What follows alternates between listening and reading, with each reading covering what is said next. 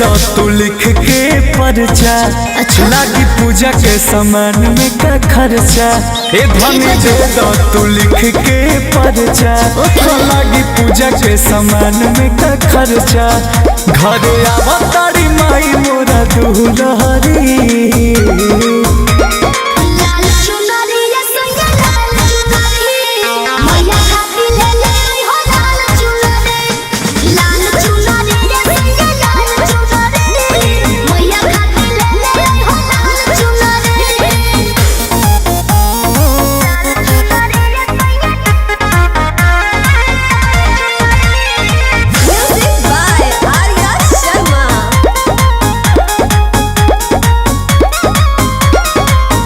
फल हरावा से हुआ नरवा लगी धनी कमन समनवा।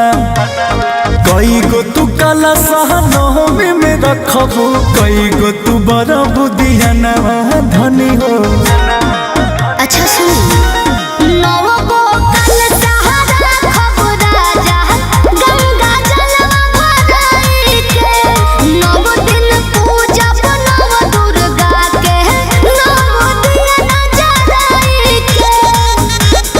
कही सके हुई है माई दुलरी।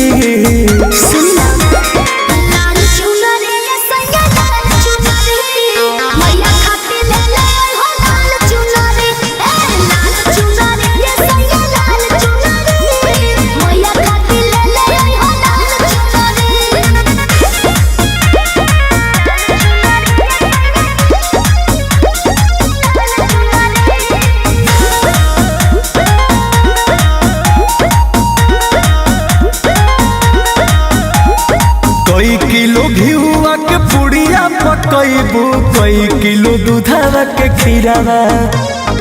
अहिरू से जाई के आजुए में कही देब तो बहिनू लही है फजीरावा धनी हो।